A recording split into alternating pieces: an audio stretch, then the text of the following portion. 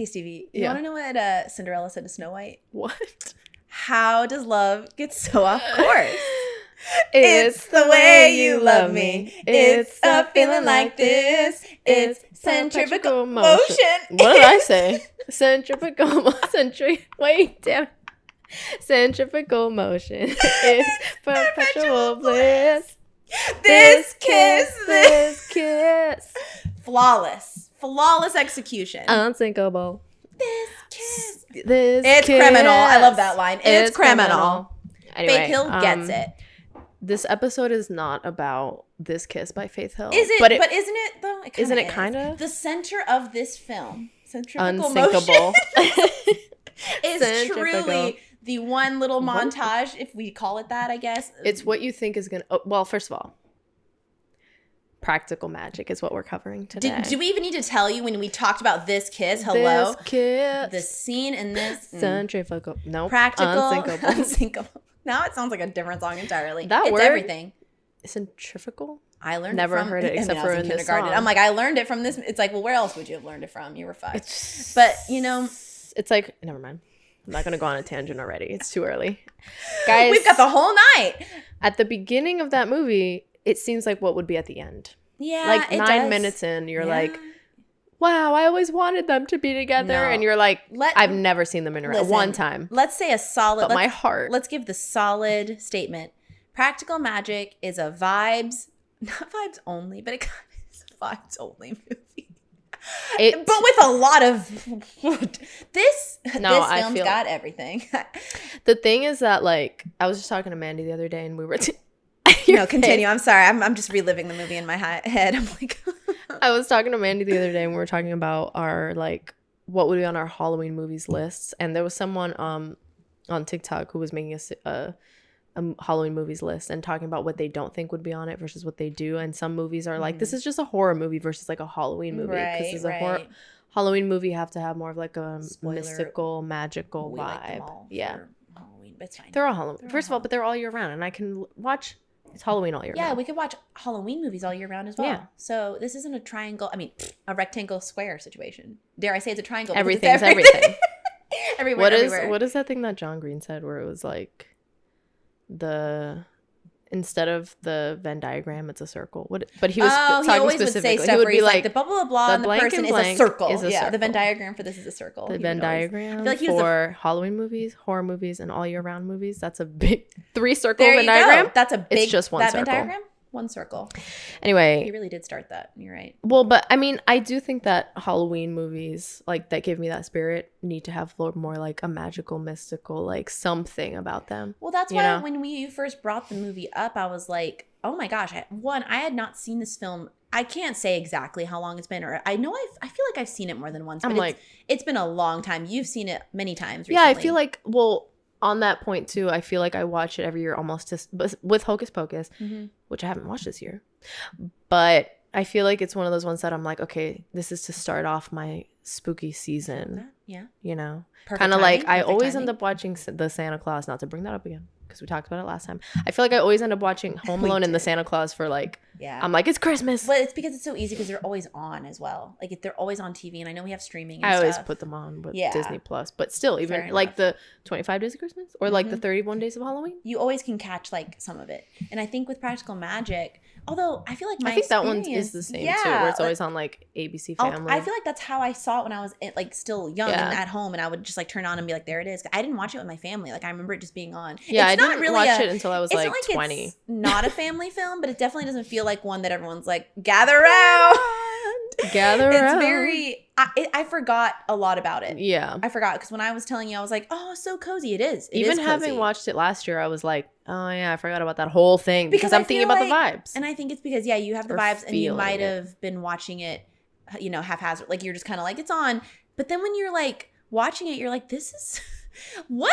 Like, I don't know. I feel like it goes down a lot of different avenues. And I feel like it's almost like, it feels like a play sometimes because it just feels like it hits beats. Like, it's like, here's the next scene, here's the next step, here's the next. And I'm just like, oh, okay, like, this is them younger, this is the theme, kind of. But then here's the actual theme. And then also here's this dark aspect of, like, abusive boyfriends. With not Judd Nelson, but looks like Judd Nelson.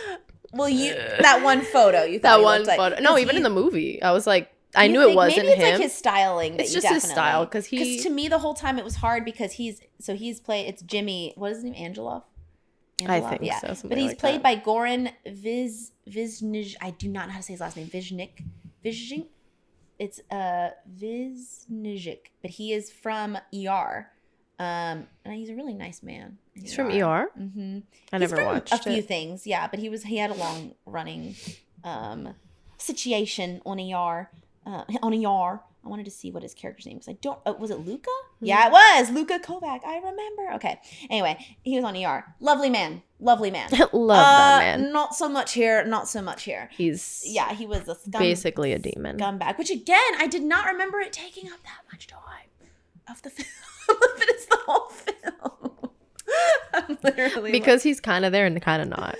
That's true. But listen, that's true. It gives us, like we've said too, like the charmed vibes because of the house, the aunts, and anytime there are witchy aunts, I am here for it. Anytime it's like this whole like not like girl power, but like a sisterhood kind of thing, but also kind of like it's like that specific thing that you know exactly how it feels. It's not you saying like women are better than men, it's not even that. It's literally just this aspect of like we come first. This sisterhood comes first. And it's more entangled because of the curse that's involved in this, which is the premise of the show. I mean, of the movie. Of the show. This also, is charmed. You know what I didn't think about until literally just now, which I feel like is obvious, is that like there are the two aunts that are sisters, and there are two sisters, and then she has two sister children. And I never thought about the fact that it's like two. Did their mom not have a sister? That's confusing me too. Were they and then where did their mom? Were they their great aunts? They might have been her great aunts. They were already a little bit older when their mom died. I think they're their mom's age. I think they're supposed to so be was like their mom their sister? I think so. Oh, okay.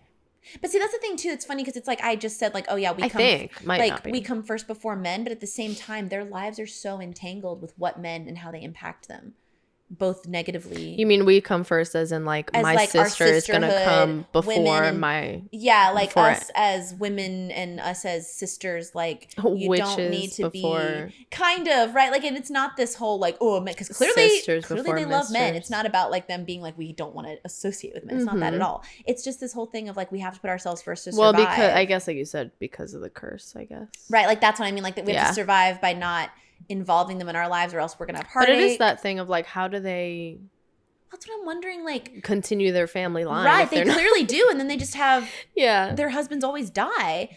But also because I want to know about their mom, like the grandma, like the like aunts, how did it after their did their dad die that way? Like, did the aunt's dad die a similar way? Because the first witch in the line was like back in Pilgrim days. Does it always happen, or is it just that when it does happen, they're like it's the curse? Because maybe they're implying every time. They're kind of implying, or is it one of the sisters? But I'm wondering if it's implying that only when it's a certain type of love.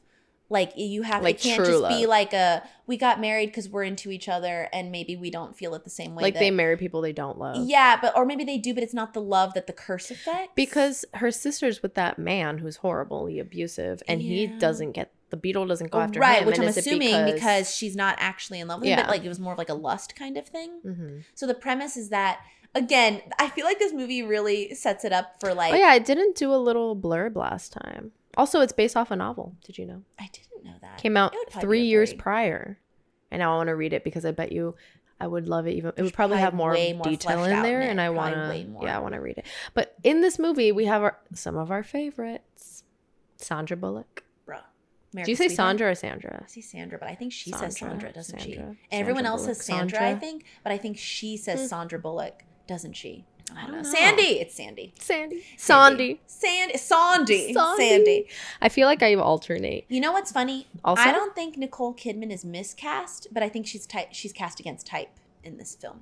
Because it does not. Yeah, but she did a good job. She did a good job. That's what I mean. Like, it's not like, this isn't right. It's just that it's like, I'm not used to seeing her, like, I was thinking about that too, where, again, I've seen this one, like, often, so I knew that she was going to be that type of character. But I was thinking about it too when I just rewatched it. I was like, you're right. This isn't like her usual vibe. I feel like she usually would have been the opposite. Like, she kind of would have been on par with, or maybe Sandra Bullock. I feel like it almost, if it were a charmed kind of setting, it would be like Sandra Bullock, how she is maybe Nicole Kidman being like that, but more of like a prim, like the older one. Yeah, the one who's like a rule follower, not just like happy and content, but she's also like, I have to be. And then like there's another character that would be like more like her. The Phoebe. Yeah, even Phoebe. though I feel like Phoebe's way less of like she calmed down in the series as opposed to how she was supposed to be before. Whatever.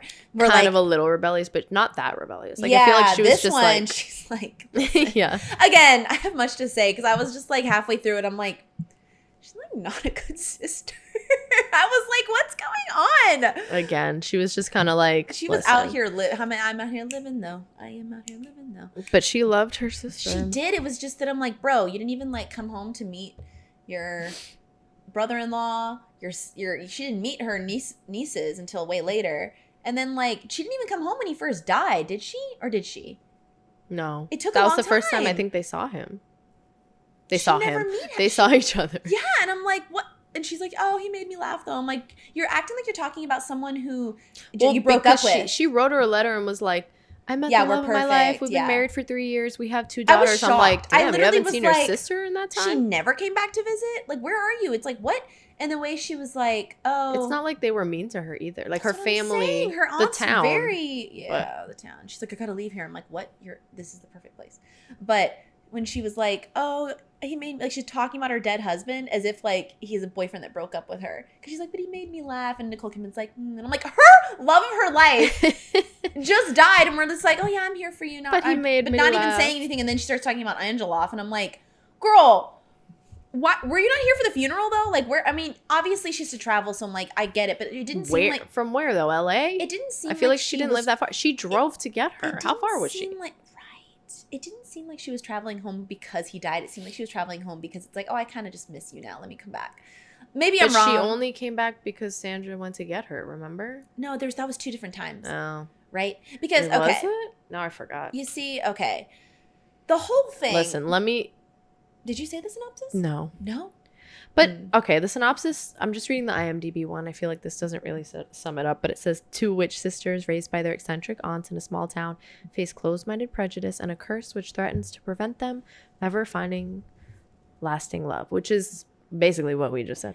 But again, it's kind of this thing where this movie just feels like you can't really be like, that's the plot, everything centers around it. It just is like, there's just it feels like you're just watching a slice of life. Yeah. Literally, like, I was going to say, I love slice of life. Yeah. Also, I wanted to say too that like, I feel like this isn't a scary movie, but we're doing more of like a Halloween. Yeah, when I told my mom we were covering this, or like this and Halloween Town, she's like, so you don't always do horror, do you? And I'm like, no, we don't. Yeah, if you're here and you're like, this is not, we're doing more of a Halloween-y series right now since it's Halloween time. Yes. But anyways, wanted to mention that. But yeah, so she does come back. Yeah, like she comes back the first time, and that's when she's there for her when her husband died, after he died. Oh, so then she must have come back right after that then. I guess. I think she does. She does. I don't trust her. I'm just kidding. But also, no. So like, yeah, it feels like we're watching Kiki's Delivery Service. Like I literally feel like we're watching, because Kiki's Delivery Service feels like that. Yeah, because then when it ends in Kiki's Delivery Service, you're like, what happened? Yeah. You remember how when we were watching that, we did see her deliver. Yeah. Which is what it said. It lived up to its title. What else do you want from it? But you know how when we were watching Kiki's Delivery Service before it ended, we were kind of like, yeah, wait, it feels like things that are supposed to be big plot points, like whenever, what's his name? Tombo comes over to be like, let me take you to the big event thing, and then it gets rained out, and then doesn't show up, and then he has to leave, and we're like, are we not gonna have a follow-up to that? Yeah, like, he's where's just the like, big event? Okay. And we're like, we missed the big event as an audience. What about us? What about us? So it's funny, like, there's not really a scene like that in this one, but it feels like we're waiting for something bigger than just the whole, at the end, her being possessed kind of thing. But I'm just like, what? And then everything's good after that. You're like, wait, like an episode of Seinfeld. We learned nothing. We didn't. What is that? What is the phrase they say for Seinfeld? It's worse, where they're like, the characters can never learn anything or grow from it. Like they have to always be awful. Something like that. They are awful. Okay, this says that she doesn't come back. She gets a call from Sally in the middle of the night. Wait, what? So she doesn't come back until she gets a call from her being like, pick me up. But what then? What about when she's in bed with her? Yeah, that's why she picks her up, I guess. No, it's before, when she's first telling her. Yeah, because doesn't she pick her up? Because then the second time is when years later, because remember she comes home. Years? Yeah, because she goes, look how big you guys are. And she has the bruise on her face. Oh. Remember? She is big. She is big. She tells the girls though. Yeah, she's she like, does you guys say are that. older, or like, so she came back once and then left. And then returned to him, and that's when they so call. this is not they just telling don't it. tell you everything. Yeah. Because she does. I do remember that. So the whole thing is that it's like there's this curse, which again, why had none of them how did they know they broke the curse at the end of the movie? How do they know, Stevie? They're like, don't. I guess, and I don't think they did. He's kicking now, but what about? I don't think they. Well, because they had that moment where their like ancestor was there, wasn't she? And she was like, "Okay, girl, could you have not done this before?" I guess she thought because she put that. Yeah, it does suck. It's like where she wanted to. So basically, yeah, they're like, this curse started a long time ago. This curse started with the first witch in their line. Yeah, which is back in the Pilgrim Pilgrim always have to make it out to be like. But also, how did she become? I know. That's she always started my question. Practicing witchcraft, I guess. She's like, haha. It's like that whole thing of like. Oh yeah, I guess that's true. But it's like that whole thing where I hate how they always set it up that way, where they also have to be like these promiscuous kind of like, not promiscuous, not that. I didn't get that vibe from her. But for Maria, they're talking about how she like was sleeping with all the husbands. Remember? Clearly, I didn't. They literally were like, our Maria was a heartbreaker, and not promiscuous, more just like literally just cheating, like, you know what I mean, like adultery with all the husband, like, because they said, and I'm not saying that they actually were focusing on that. They just said, why did Maria, I miss that line? Was I even paying attention? Yeah, because they said, why was she getting hung? And they're like, well, witchcraft. And then they said, but mostly because all the wives of the men that were her lovers were on the council. And I'm like, what was she? They girl. Did say yeah, that. and then they were like, she's a heartbreaker. And I'm like, yeah, maybe she should have like, and then they're saying, but then like, why? Okay, so she puts a spell. She also had a lover that was her husband, the father of her. I was going to say, she gets out of the hanging. Mm-hmm. She breaks the noose, right, with witchcraft. And then everyone's like, no. And then she, like, kind of runs away, builds a, like, Yeah, what? It looks like then she's on an island because she was waiting for her love. It feels like she's secluded or, like, she's sequestered, like, on, like, some type of Yeah, and she was upset situation. because he never showed up. But we don't know who that is. And also, if you're saying that she was kind of, like, with many people. Maybe he was like, he's literally how do we know which one was like her? Yeah. What if he's like, I'm not gonna go find you? Like what? I don't know. So, but she was so but he abandoned her. Yeah, basically, yeah. Like, or I don't know if they had some kind of. They don't tell us. They don't tell us anything about if they talked about it. No, I think he just never showed up. But he abandoned her, and then she's like, I never. Did he even know she was pregnant? I wonder. I don't know.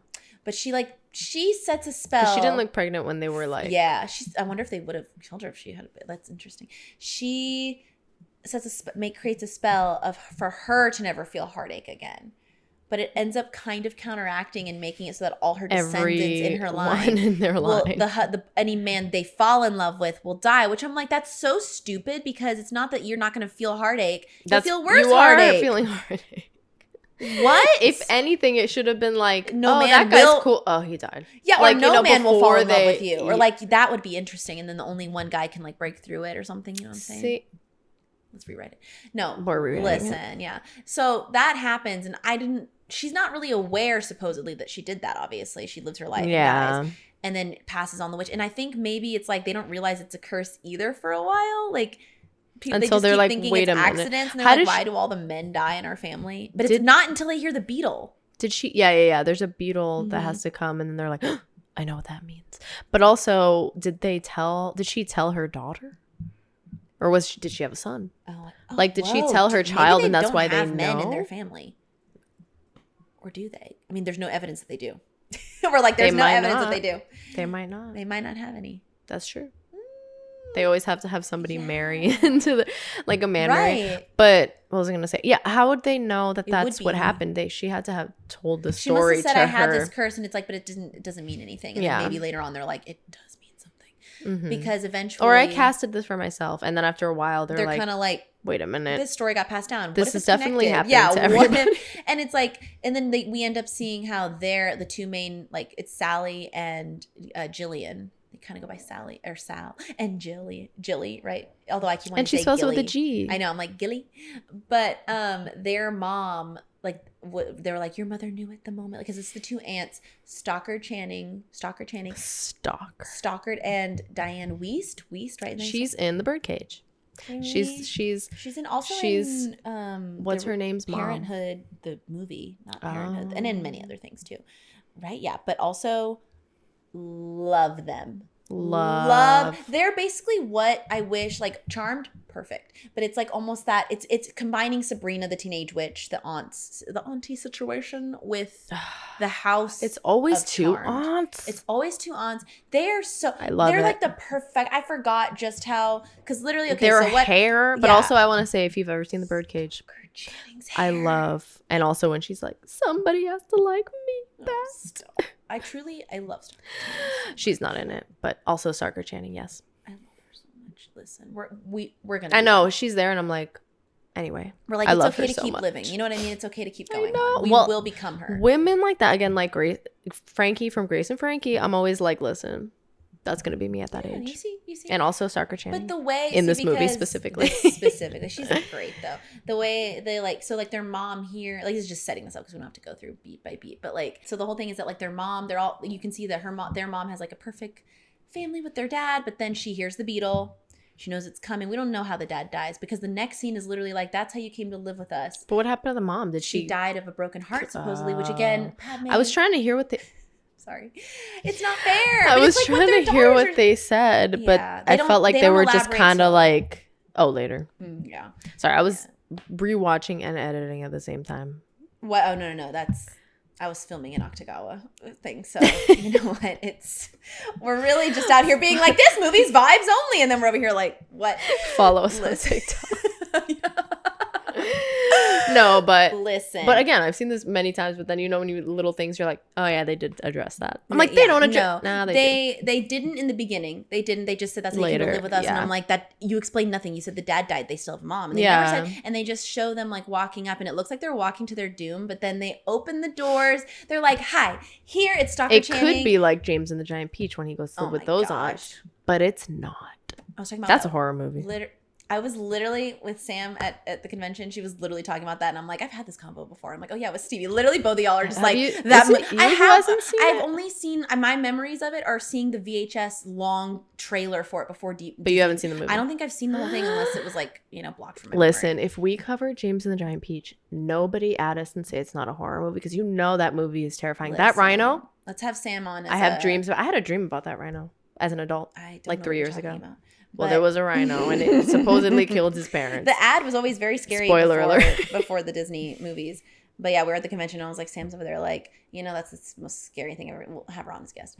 But like, you were literally, and I was like, we have had this convo, because I'm like, man. Anyway, no, yeah, that you think it's not that. But you think it would be like that, but they literally are just the most warm They're people. Like, we don't do homework, we don't brush our teeth, and we only have chocolate cake. And I was like, for breakfast. Okay, but I think you should brush I know, your I'm teeth. like, 2 out of 3 ain't bad. But like, I know they're like, listen, they're like, we only have chocolate cake for breakfast, or we have chocolate cake and I was like, they won't. They have chocolate cake. They do. They literally are having, you could tell and that they put when they're adults, midnight margaritas. That was so heartwarming. See, but then I want to live in a house like that. Later on, though, they do say that where they're like, or it's like the 2 girls are kind of like, so Sally and Jillian at one point are like, did mommy die of a broken heart? Because they're kind of explaining the curse to them with the little kitten crawling across the table. I want to have a picnic outside. Daddy's so little. I want to have a picnic outside while they're just doing their little potion. He or she. And then the little kitten's just walking in, but they're like, did mommy die? And they're like, yes, she did, sweetheart. I'm like, what? And then I think one of them I do remember that. One of them's upset though, because they're kind of like, how could she do that? Like, how could she leave us here? Someone says that, and it's like, probably Jillian, I would say. Maybe so. Because we see them practicing stuff, and we see that Jillian doesn't have her powers as soon as Sally does. I think Sally's older though. She is. I think we see just like by a few years or something. Yeah, probably like her daughter, where one's like 3 and one's like 1. Yeah, I think. Or they're like, I feel like they're probably like 9 months apart. Yeah, I feel like they're literally. Maybe they are, even though they don't look kind of like. But then they're so close because they're like, we're gonna die on the same. I bet you we die on the same day. Like, remember that? Oh my. Okay, yeah, because that's when they grow up. When Jill, okay, so that to me, again, the juxtaposition, again, it feels like we're watching like paces, like stages of their life, right? Oi, oi, oi. Not a me. Oi, oi, oi. What if we just start every episode with oi, oi, oi, oi, oi. Not a me. I can't. I love it. Kunakita kun. Kunakita kun. Kunakita. No, my favorite is the Kunakita kun. Where he's like in the backseat of the car. He's like, Kunakita kun. I can't. Anywho, okay. I just want to cradle him in my arms. Dazai or Kun? Dazai. You're like Dazai kun. I'm like, anyway, Kunakita can carry me around. Yeah. He would be a very good But he's so stiff that I feel like I wouldn't want anything other than that. Just carry me around. If you had him whipped though, like by like it not whipped like him that. in like that sounded so bad. I meant whipped me. like around your pink, like wrapped around your pinky finger. That's what I thought you meant. Talking about? Yeah, thank you. I realized though that it sounded bad. Bake me some. Go to the bakery. Get me some things. He would be very much a good like house husband. Yeah. I'm not in love like with that him. anime. We're acting like we're anime and manga and anime. We're like we're sad. I'm like, but I'm not in love with him though. Like it's a brand new story. See, but Nanami he would be there for you. You would never feel abandoned, and I feel like he would be such a constant, and he would be like that. You know, but until he very closed off and said 3 words maybe. No. I like it. I love him. But I think that with you, he could be, and by not you, I can change him, but not like that, and not even change. But I think he would open up a lot with someone he truly. But I also don't think he opens himself up a lot. So it'd be like that. You'd have to go get over that wall. And also, he's on so many missions. Listen, and like I don't life-threatening missions. I just feel like I would rather have him as like a house husband. First off, I want to give them all tender kisses under the moonlight. But then Daze, I'm like, let me squish you. Anyway, that's my favorite. Remember I would like to kiss him tenderly under the moonlight. Sweet kisses. Anyway, this has been slander. We kissed under the moonlight. I was trying to remember that. Yeah, my favorite comment on a TikTok. Anyway, wasn't it? It was Levi it was someone kissed me. Was it Levi? No, it was talking about like it was this TikTok about who kisses well on who like what anime guys don't know how to kiss or something. Yeah, and but someone wasn't said it Aaron. Levi? It was Aaron. Oh, Aaron. And someone commented, "This is slander. Aaron kissed me softly under the moonlight." And I was like, "What an incredible comment! What I love it. I think Levi was on the list though too, and it's like, excuse me, but also no. See, he's different. He is closed off, but that's a nut I want to crack. He's dedicated. Dedicate your hearts. Am I right? I just did that. I don't know if you saw. No, I can't see. Oh. Yeah, I know. I was waiting for you to do like the da-na-na, and you have to do the behind one too. Wait. Da-na-na-na. Okay, anyway, this has been Anime Corner real quick. That was a backdoor pilot if to our anime podcast. Yeah. Not even kidding. We're going to have an anime podcast. We're not even kidding. Anyway. It's not a joke. Stay tuned. Okay, anyway. Where were we? Yeah, so we're talking about the aunts, and then we're saying how they were like, oh yeah, like, they were trying to explain the curse to them essentially, and like they were saying all the stuff, and then they were saying like, oh, you're like, they were telling Sally that she's like more like she kind of has already gotten a lot of spells down. That's what we ended with about how she's older. But they're like, we're not worried about you, Gilly. Like, Gilly. It's Jill. I'm like, Jilly, because you're fine. But like, and she does come into her powers. It's just that it's like she's a little bit more delayed, a little bit less like finding it natural, I suppose. But they definitely. Who was that woman that came to their place that was like, I'm in love with this? It was someone from the town. So after when married men, what's going on? Oh, was he married? Yeah, she was like, I want him to leave her. He says he'll leave his wife. And I'm like, y'all need to calm down. Like, what is happening? But yeah, so what happens is that basically in the town, the girls get bullied too. When they first come to the town, they're like, there are kids walking around outside, and they're like, hey, you want to play? And the kids just stare at them, and they're like, then they start throwing like stones at them. Witch, this is a bitch or something like that. No, it sounds like they're saying witch, you're a bitch, but they're not. But the reason said bitch.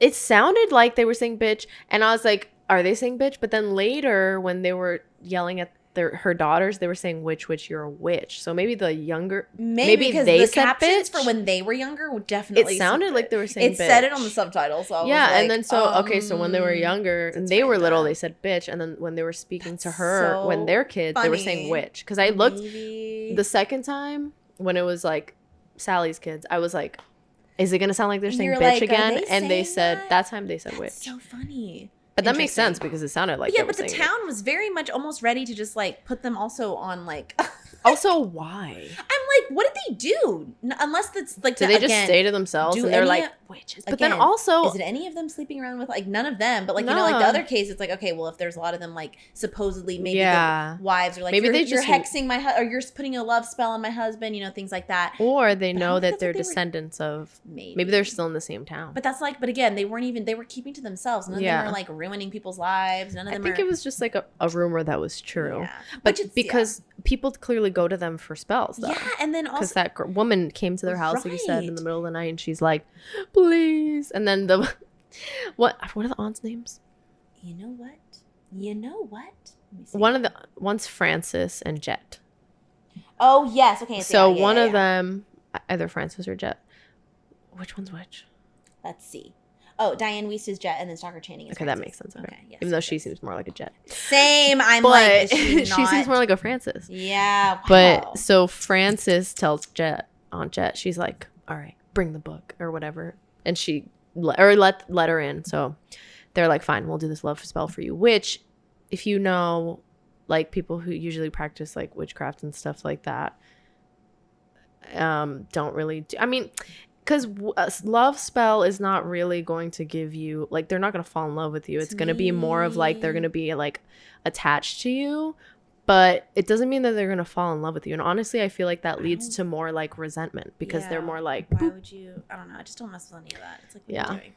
But they do that kind of stuff. And then at one point, like they're watching this woman have this breakdown. And so like Sally is like, I hope I never fall in love. And Jillian's like, I can't wait to fall in love. When they know the curse though situation too, right? And I think Sally's afraid of that kind of because then she, as a little girl, makes up her own spell where she's like concocting like the perfect dream guy, right? Like she's like, his eyes will be two different colors. His green, favorite shape will be a star, which I was thinking that. I was like, what's my favorite shape? I know. I'm like, what an interesting. And then I was like, well, there are shapes that I do like. I like circles a lot. They're like spheres. Anything spherical is my favorite. Like, yeah, I was thinking like you know, I was thinking not a rhombus. I don't think I like a rhombus. But anyway, you know, diamond. I don't know.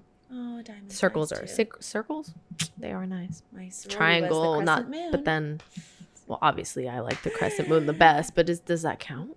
I guess I was thinking geometry. You're my honorary sorority sister. Okay. The crescent moon. I have a tattoo, crescent moon. You see? But so she like makes this whole thing about like, under we can write. I'm like, wait, does that count? Because that's my favorite shape. Although she said star. Obviously, you're not in geometry class, like, and that's a star. Yeah, it's like a bunch of triangles put together, essentially. But I was over here singing my sorority song. I'm like, under all our years together. Oh, I forgot to start this. Soon. But I was gonna say. Yeah, so then she like comes up with that whole thing where she's like, oh, like he knows how to ride a pony backwards. He knows all these random things, and then she kind of alludes to the fact that she's like, yeah, this isn't a real guy. I'm making him up so I can. Yeah, she's like, I thought you said you didn't want to fall in love. And yeah, she's like, that's I can't. The point. If he doesn't exist, right? Mm-hmm. So let's flash forward to the main catalyst, I suppose, like of this movie, because we just are seeing them vibe. Oh, wait, this is the trick. No, this is where things get pulled out. So when they're adults. Yeah. So Jillian leaves. And then Jillian's like, see ya. Below this popsicle sister, stand. I love you. I'm going to run away with this man. Yeah. And they make like a blood pact to be like, we'll die on the same day. Which I'm like, that's dangerous to say, but okay.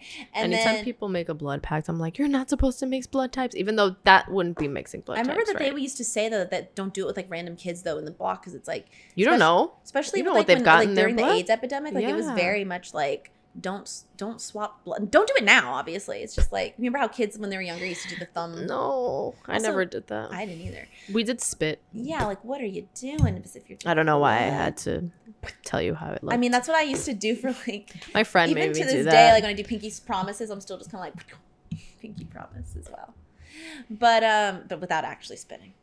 But but like we see then that like Sally stays in town and she's just kind of like coasting. She has an encounter with like a man who works in town, and her aunt kind of sees it. Yes, who is played by the guy I think Mark Feuerstein, who I thought was Michael. The guy in Sweet Home Alabama. It's not. Josh Lucas. This guy though is in Royal Pains, which wasn't. My mom would watch it all the time when I was younger, and Stevie's like, I like that show. And I'm like, you know what? Go off. But I think I only watched one season. But I remember when it started, and I was like, oh, I like the show.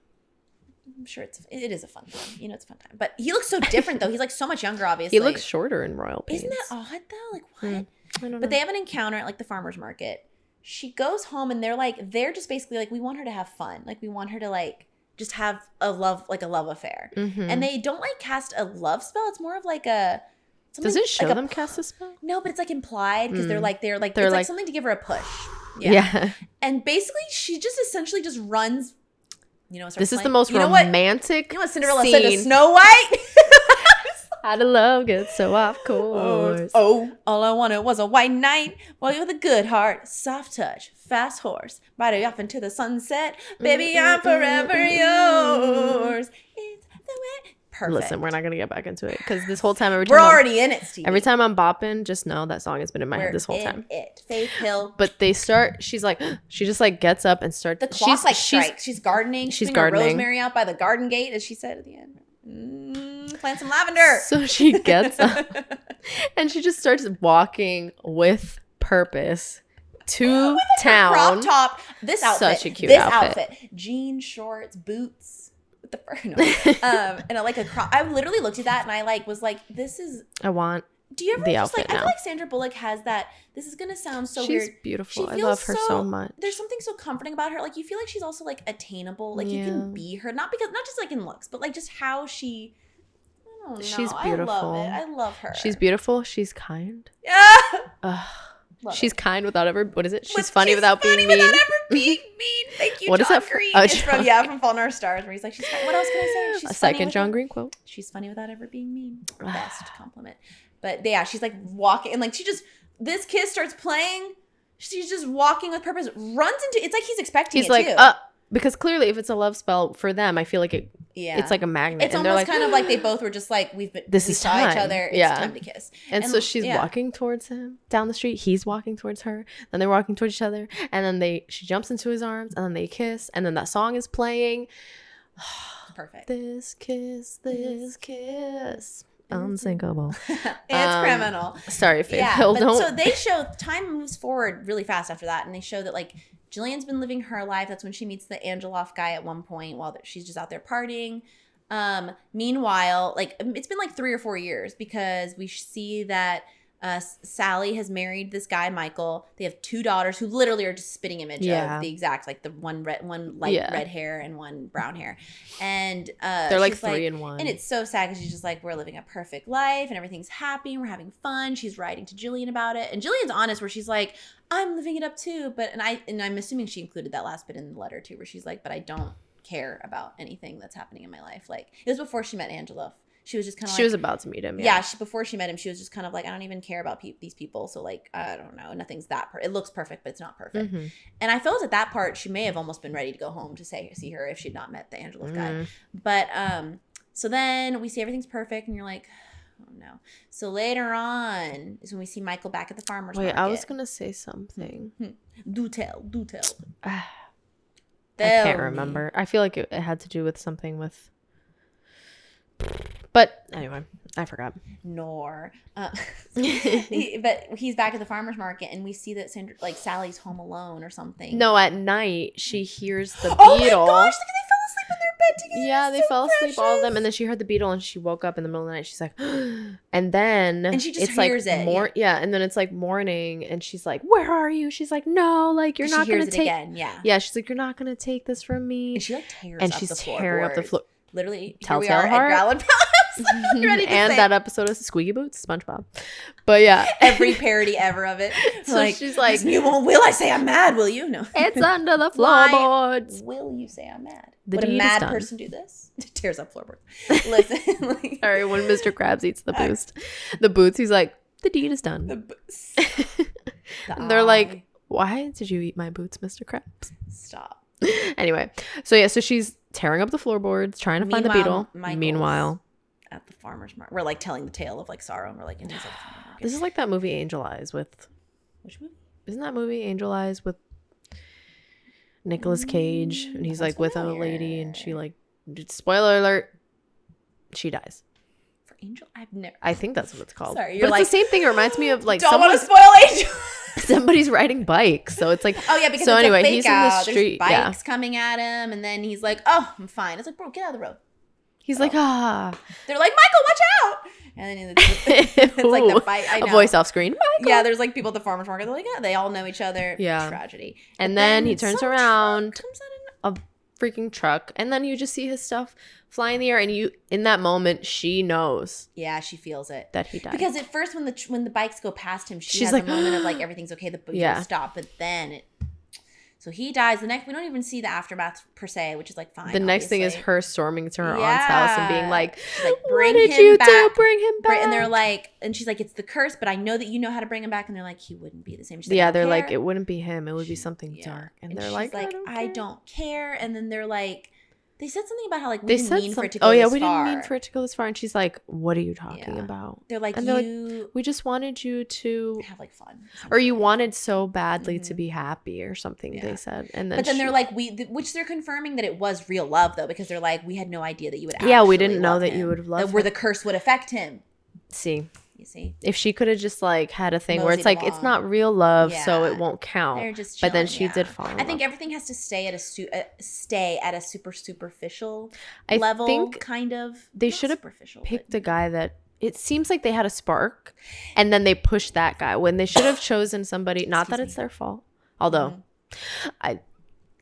maybe it's their fault. I mean, kind of. It's just kind of like they should have found someone that she didn't have a spark with, because then that could have been love. You know what I mean? Like it should have been like, oh, well, you know what I'm saying? You mean like someone that she didn't have a spark with, so that way it wouldn't have been true love. It would have just been like a fun time or whatever. Yeah, because nice. Because the love, the thing was to like be like bring them together. But that's always hard though, because but not actually make them fall in love. It just depends on what kind of love.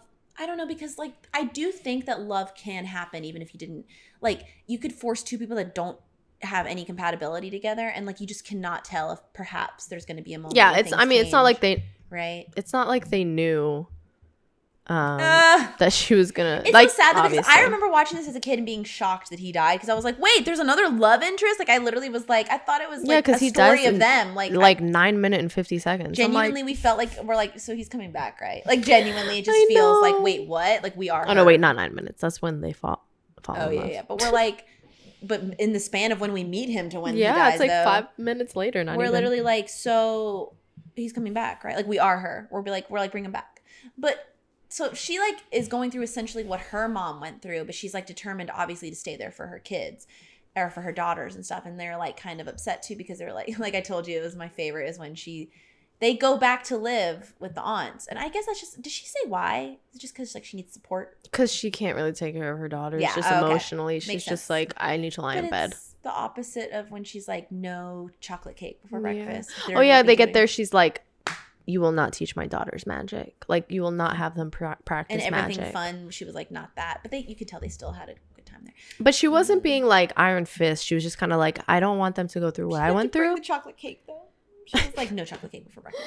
I didn't. I mean, I don't like chocolate for breakfast, so I don't know what I'm talking about. Right, but still, the concept. And maybe you should do your homework and brush your teeth.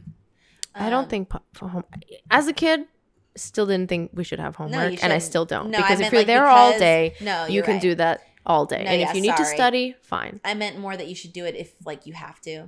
But it shouldn't be a thing. We shouldn't have homework. Not you. I'm just mad at the system. We are stuck in that. I'm like, we're stuck in school we don't need homework. 8 hours. You want us to do more? Yeah, you want us to go home? By the time in high school, I would literally come home, pass out, and then wake up to do all this stuff until like the wee hours. And then what? You don't have home life? You don't have friends? That's what I'm saying. You can't spend time with your family? You can't even do you can't do track? Extracurritular activities were literally... No, but true, because it was always like a long... No. Like what? There's no reason. You can learn all that in school. That's what I'm saying. And half the shit... What I'm saying. What do we need it for? Literally Pythagorean theorem. I mean, sometimes... there's stuff that we every need. time I cross the road and I'm like, this is a shorter... like going on... If I had 2 apples. What? No, what is it? The MX... plus y. No, what is it? MX plus y equals b or something. No, no, it's wait. Yeah, isn't that it? It was MX plus b. Oh yeah. Right? MX plus y equals b. You see, we clearly did not retain. We kind of did. We did. Pythagorean theorem. Isn't that it? No, isn't Pythagorean a squared plus b squared equals c squared?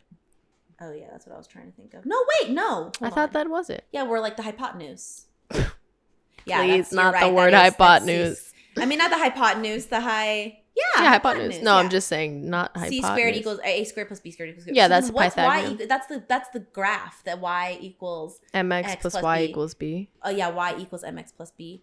What is that for? What did I though? say? Oh, y equals yeah, m. yeah. It's the slope. It's the the graph. Okay. Mathematicians, Slope intercept. This form. one's it's for the you. Slope, the graph, linear graph. You know what I'm talking about? Yeah, I'm really good at math, but only if I'm actively if I'm in doing it. If I'm in it, whenever I was doing like calculus, AP calculus, whatever, when you know the formulas, I love math. It's fun.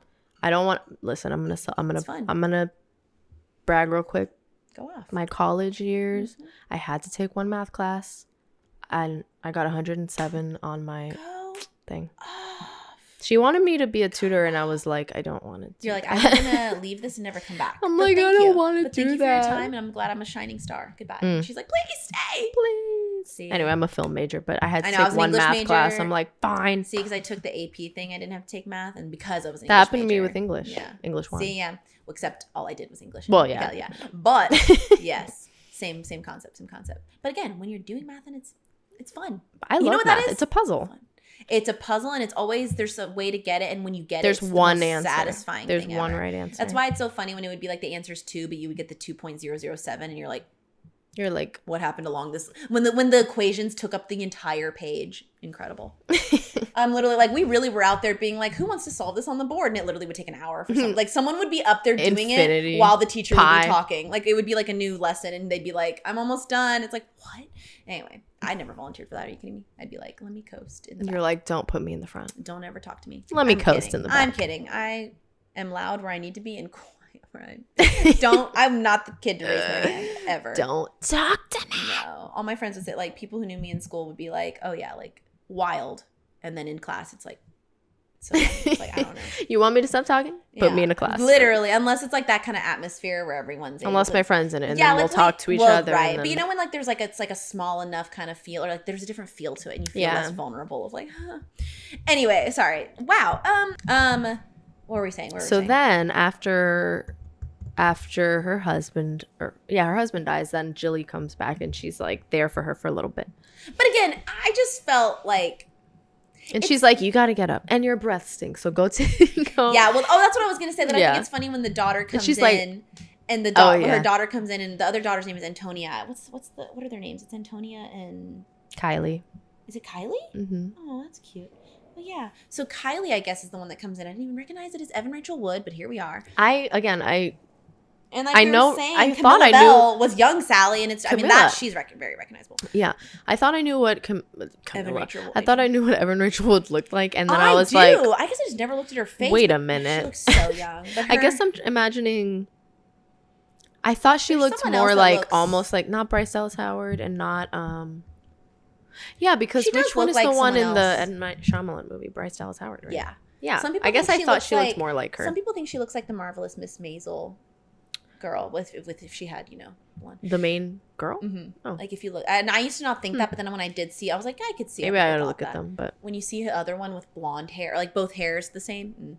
But but it's funny because she comes to wake up Sandra Bullock and is like, Mom, it's time for school, the same time as it was yesterday, and she's like, Antonia is wearing mouse ears again. She's like, she's also driving drunk naked around the neighborhood, and it's just so. If that were my daughter, I would literally be like, you're so funny. I love when little kids do that. I love it. You're like, what are you talking about? Comedic genius, love Make it. believe. I love it. I want a kid that has that sense of humor, which, yes, but she's like, anyway, okay, bye, Mom. And then she's like, no, come. She's like, I'm sorry, I'm being so down, which like it's understandable. Yeah. But it's cute. I mean, it's smart that she took them to be taken care of there, because it's like it's hard because like I was like being raised by my mom, my single mom. Obviously, like if ever she had something like that where she was sad or like, because we all go through times like that, and when you're a parent, it's like you don't get to not be a mom. You don't get to not be a mom, but you can also still be sad. So obviously there have been times where it's like kind of like you see your parent be vulnerable in that way, and it's just like, oh, like I'm here for you, and you're like, it's like a weird feeling. But because obviously they're human too, so it happens. But at least the little girls, parents are human. The girls too have more than one. I mean, they have their aunts and stuff, so that's good because they don't feel like that lack of like love or structure. Very true. She has that time to be like. I just always think of Katniss's mom in the Hunger Games. That's the whole point, is that like before the Hunger Games, her dad had died, and that's why they were in such a bad way, because and her mom like shut down. Like she became so like beyond depressive like episode. It was like she didn't feed them. She didn't, like her and her little sister. And so that's why Katniss became like a hunter, because like she had to like go find food. And then that's the whole thing with Peeta throwing the bread to her. Pita bread. But yeah, that's that whole thing that I always think of that, because I'm just like, and that's why when she gets picked for the Hunger Games, she like tells her mom like, if I die, or when I die, because was that Beanie? I have no idea. Oh, it was Beanie. Beanie, what? Anyway. But when she gets picked, when she gets picked for the Hunger Games, that's why that she tells her mom like she thinks she's gonna die. So she's like, when I die, you can't shut down again. Like you have to take. I'm not there, and you have to take care of, or Prim. See, but at least, and she's like, in this case. It was like the kids didn't have to be like the breadwinner, literally, or like be like, all right, we're gonna. And I never felt that way with my mom. Oh no, I'm not comparing it. Well, to, no, like, no, but I'm just saying, like, it's more so I just think about that where it's like you can't be that way if you don't have someone a support system. And like that's why I was like, oh, the two aunts are there, and like that was like an extreme case, but like they're just so, I don't know, they have such a good sense of, not like just sense of humor, but like they're just like uplifting while she's trying to get through it. And basically she's trying to be like, I'm not gonna leave them, like I would never, like that's the whole root of it, where she's like, I can't lose my girls, I can't do this, because so Jilly comes into town, which again had me being like, again, it's not like I'm like judging her character, it's not that, it's more so me being like, I feel like if she were my sister, I'd be like, where have you been? Sorry. Where have you been? And also like, no note. Like it just felt so casual for her to be like, oh, I'm so sorry you lost the love. Anyway, I'm at that's not exactly how it was. She's very like aloof almost, or like just kind of like not. She's like even though she like clearly loves her sister, but I don't know. It's like, can you sort of be there more? Yeah, or like, can you really, really understand what I'm saying? Step up a little bit more. Or can you really emotionally just be there for me as well? I don't know. It's very and she leaves though at that point. Like, she meets the kids, and like I don't think she sees the aunts though, because she sees them. She sees them later at their house, or no, I don't know why she doesn't see the aunts. I don't know, because it's not till next time. Basically, more time passes, and because she meets the Angeloff guy, or she's with him now, and then she kind of tells Sally, like sometimes I have to drug him to keep him from trying to like basically sleep with me, and it's like, what? And she's like, he's just kind of forceful, or like he's so strong, and she's like, girl, that's not good. She's like, this is not okay. And then Sally is doing something outside, and then she like at night one time, and then she like stands up, and she's like, oh my god, she hears the phone ringing, and she knows that it's gonna be her. And she's like, she's in trouble. So then once she gets the phone, she's like, what happened? Where are you? And that's when she's like, I need you to come pick me up. And her aunts are like, what's happening? And they're like, it's Jillian. She's like, it's Jillian. And then she's like, okay. This part's cute too, because she's like, okay, watch the girls. Do not take them don't let them dance naked under the moon. Yeah, I remember that. And in the moonlight. And they're like, oh, darling, you know that the naked thing is optional. And it always has been. And she's like, okay, anyway, I'm leaving. She's like, I'm leaving? She's like, you remember from when you were a kid. It's optional. I can't. And so, then that's when she drives to get her sister. And it's like, it's so stressful. It's like, obviously it's domestic abuse. It's not okay. And I think they're living in a motel, it looks like, because she like drives up and she goes to grab Jillian. She like helps her bring her stuff. The guy is not there. And then they get to the car, and then Jillian's freaking out. She's freaking out. She's like, I need my tiger's eye, which is a stone, a gem. And she's like, what? She's like, it's fine, I'm sure it's like in your bag. She's like, no. And you think she's gonna go back inside, but she goes to the car, and it's like around the mirror, and she grabs it, and she's like, okay, great. And then you see somebody pull her out of the car, and obviously it's the man. He's there, Angela. And he starts like beating her up. And they basically get in the car because he's like, go drive or whatever, right? And how did that happen again? Where like, what do they do? So to like, I don't know how it happens, but he gets Sally to drive the car. I think he has a gun. So he's like, if you don't drive, like, I'm going to kill her. Do they drug? So yeah, they keep going, and there's like some sort of drug somewhere. Is it not belladonna? Oh, Yeah, it is. Is it belladonna? Yeah. Yeah, They're saying again she in dosages. Puts it into his tequila. Yeah, because, and like, so the type of dosage is what, like, obviously it depends on if it kills you or not. Because he passes out, and she's like, "How much did you give him?" Because Sally puts like all of it in there. She's like, "I don't know." She's like, "I was trying to knock him out because he was literally hurting and about to kill us." And she's like, "Okay, well now he's dead." Yeah. And they're like, "What do we do?" And they basically are. It's kind of realistic because they have a freak out for a good while of like, well, we're not just gonna like dump his body, but also what do we do? Like, they're not gonna believe us about, because like, and which like, why wouldn't they though? It's like he was in the car, you had to get him to knock out. I know. I feel like they should be like, plus if they have the drugs, wouldn't they be like, well, he overdosed? I don't know. Oh, maybe. But it's like, and also like, or leave him. Yeah, let it be like he overdosed. And then also if he overdosed though, it's like, but also, why wouldn't it have been working as self-defense? It's like, yeah, he was hurting us. Yeah, because she's like, it would be self-defense. And she's like, what? How is that self-defense if you give him all that drug? Because and I'm like, because if you need to get out of a situation, and if it accidentally kills him, or if it's like not intent, there's a different crime rate or a different sentence for that, I feel like. But she's like, I'm going to lose the girl. Basically, it's also that thing too, where I feel like Jillian says like, I don't want you to lose them either. I'm like, yes, Jillian, thank you. Like, I feel like she's just kind of like, I'm sorry. But also I get it. Like, there's by no means was Sally not going to help her, or was she not going to be there for her. I 100%. It's just, you mean Jillian? No, Sally. Because I just feel like she's like, it's not about whether or not Jilly's worthy of helping. It's just that it's like, I'm like, girl, we need to, let's problem. And she does. They do problem solve kind of. But immediately she's like, Jillian's like, oh, we have to bring him back. Like, that spell. And she's like, we can't. They're not going to do the spell. And she's like, well, there's no other option. And she's like, like, what else are we going to do? So then they drag his body back to the house. Well, they're kind of saying too, like, it's not about whether you can't. It's about, or you shouldn't. Yeah. She's like, what other option? Like, you can do it. It's just that, you know.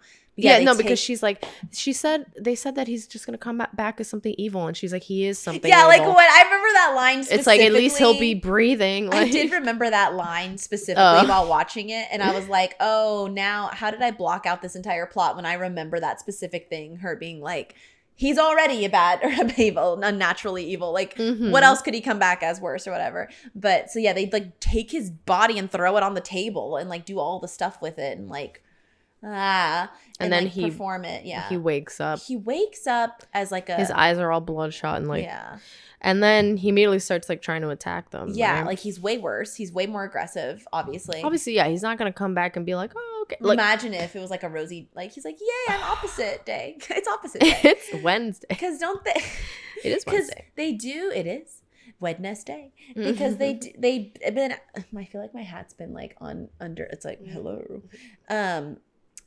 Then what do they bury? See, but then they bury him. Which, how does that add up? I don't understand. Don't you need to like kill him again? Because they had to knock him out again or something. But I'm like, what is happening? Why bring him back and then you're gonna bury him? Yeah, and then it's almost like a broom, no pun intended. Yeah, like, it's kind of like under the rug, but it's like, carry on, you know what? Like, as if like, I feel like there was a better way to solve this, because of course it leads to the police knocking on their door. Well, this is when the aunts come home and they're like, oh yeah, they're like, Jillian, who they have not seen. It's been 10 years, and she has like a bruise on her face and everything, and they're like, a little mugwort will clear that right up. And then they have a great time. They have midnight margaritas. They're dancing around the table, singing Lime in the Coconut. Why is it always that song? That was such an aggressive scene. I love it. It was so loud. And then what I think is funny is that they kept like joking with each other, and then they would start to get the witch cackle. Oh yeah. And they were like, they're like drunk, and they literally would be like, and then I'm gonna, and she like did some kind of cackle. Like, it happened to.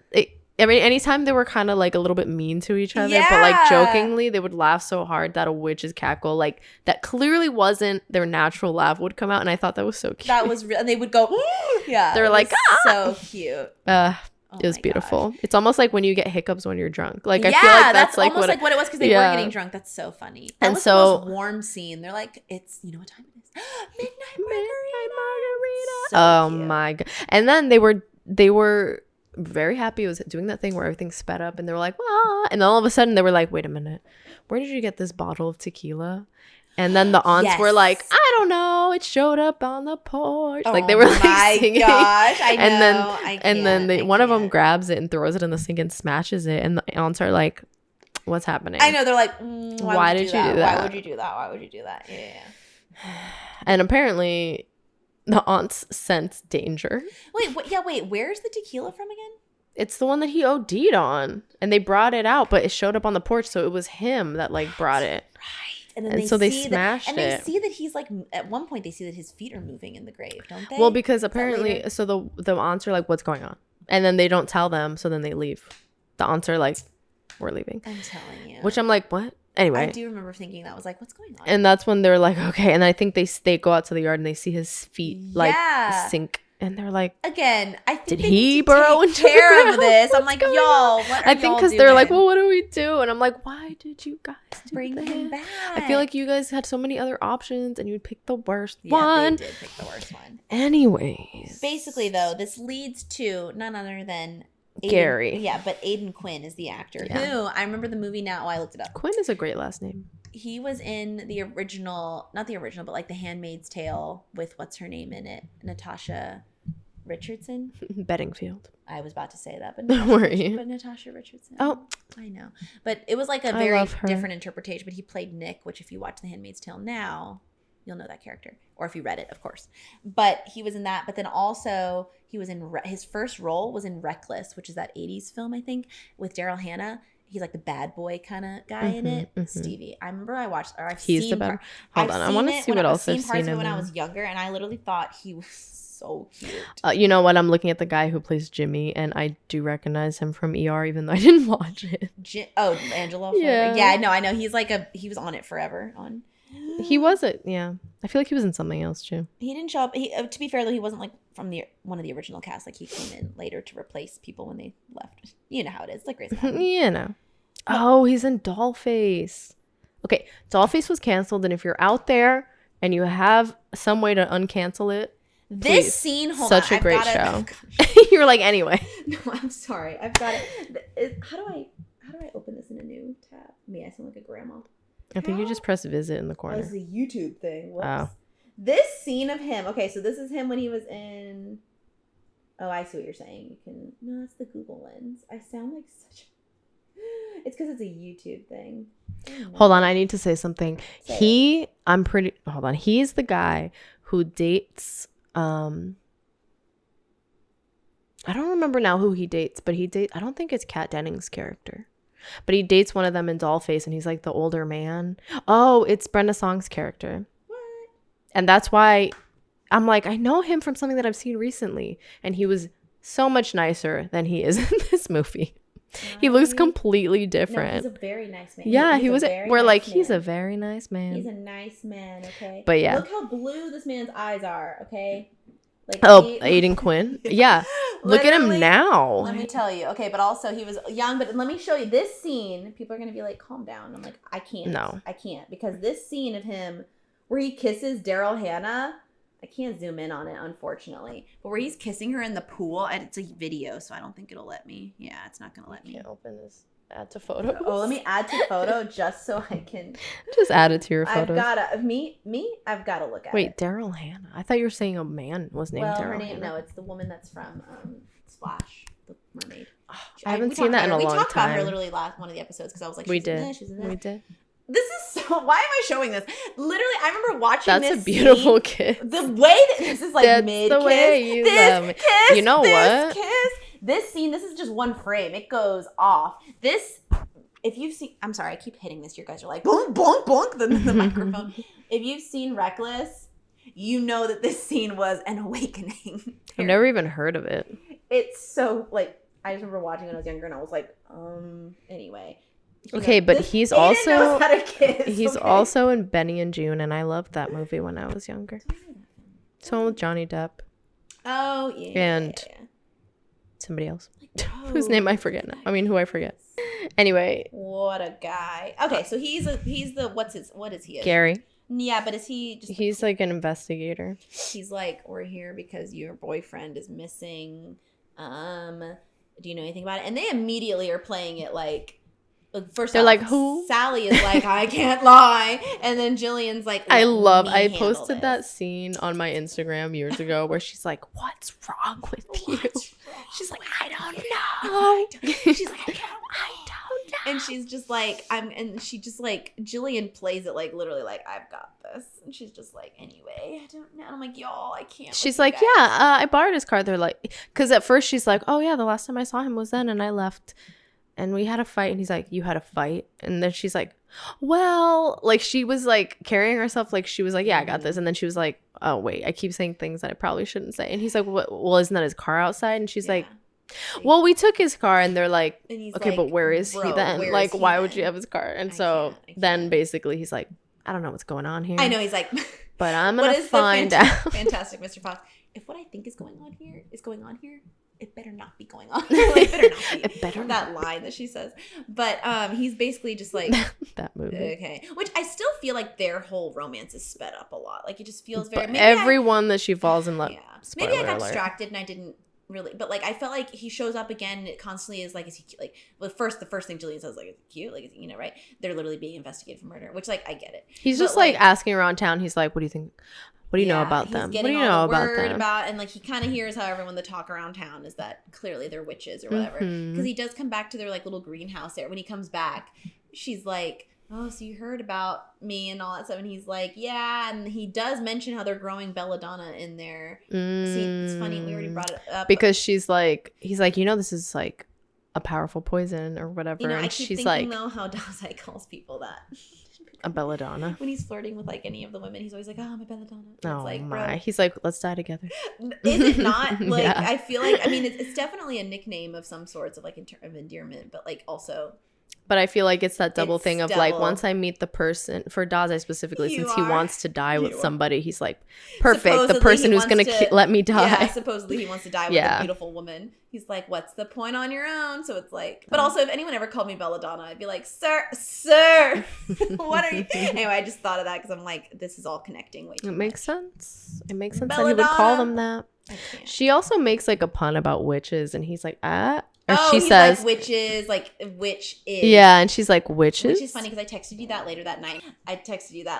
About, like, witches, and I was like, I'll bring it up later. I made a pun, which I should have said it in the moment, but. I don't even remember. I literally, because it was just the sentence, witches. Witch, and then is, and then you're like, okay, that's a sentence. Blink. You're stare. Bing, bing, bing. Belladonna. Literally the. Oh, you wound me. Stop the thing. Yeah, but so they have like a very quick, I don't know. It's just, he like spends the day with them, and then the daughters are grilling him, being like, can you do this? Can you ride a horse? Can you do that? And then he flips pancakes, which is one of the things was like he can flip which it's funny pancakes. Because they find out though that she, because Jillian's kind of like, oh my gosh, it's the spell that like you, and she's like, oh, and they're like, oh, was it about our daddy? And it's like, no. And it's so sad because it's like, what? Oh, yeah, you said he has one eye green, one eye blue. Because they go, but daddy had brown eyes. And I'm like, this is so sad. I don't know. Because I don't know. It's sad. Because, okay, they have their little thing. They basically have this tension, though, between them. Because eventually they're, like, making out. But then something weird happens, and he's like, I don't know what's going on here. Because he was hanging out with them that day. And something weird was happening. Don't they find something? Like, don't they see something? Yeah, I think it has to do with the man. Like, yeah, like they see something and he's kind of like, I don't know what to do because he's a serial killer, which we didn't say. But Jimmy, but Jimmy is? Yeah. I don't remember that. Crazy. Because he's like, oh, he found a woman murdered, remember? And they're trying to apprehend him because they're like, we know it was him. So maybe it was something else they found that's evidence that they know that they should know where he's at. And he's like, I'm a man of the law, so I'm a little bit conflicted here about what to do. And then, he finds his ring. Okay. In the garden. And he's like, but he also knows that he's a bad man, so it's like he's trying not to. She's kind of like, you need to just like, I don't know what to tell you because I can't tell, all this stuff. But then even she's like, yeah, I killed him a few times actually. And so he's like obviously joking, but she's telling the truth because they did apparently. But it basically leads into them like giving in to their like tension, like they're making out and stuff, and she's kind of like, wait, no, like I can't, but they're kissing, and then they kiss, because she goes to his hotel. Because then they kind of are together for a hot minute there. Because then when is it then he's basically like, she goes to his hotel or motel and is like, confesses what happens to him. And then they like kiss and stuff. But then she's like, wait. That's when she finds out that he's the man. Because she sees like his eyes are two different colors. That's right. And she's like, oh my gosh. But then obviously she's like, wait. I can't. And then Sally gets possessed by Jimmy's spirit. Dude. Which I always forget about. She gets home and I think that's Gary like follows her, remember, because she's like, Sally's like on the bed and then you see her like rise up and then you see like his was that Sally soul. That was Sally. No, it was Jillian. It was Jillian. Did I say Sally? Yeah. It was Jillian. I was like, Sally didn't. I was like, wait. It was Nicole Kidman. Yeah, she gets like majorly like exorcist like levels of like above, like she's like contortionist above the bed kind of thing. And we're like, okay, so that's happening.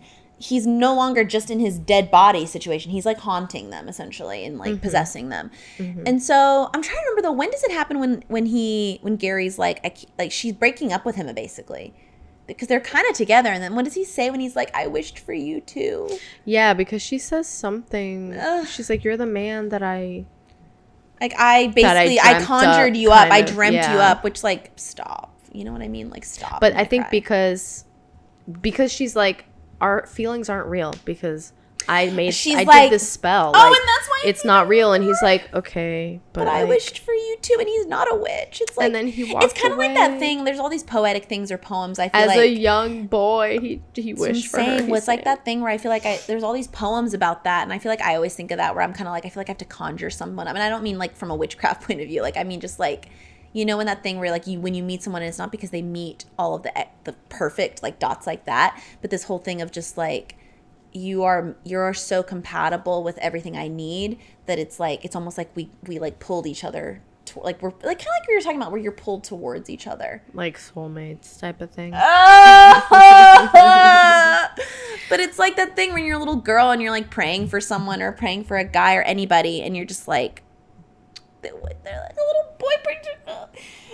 Just go. I can't. Just the idea of him being a little boy also being like, I wished for you too. And she's like, get out of my face. I'm going to stop. And she like start doing what I'm doing. Essentially. She's breaking down. She was like, you know how Sandra Bullock does it.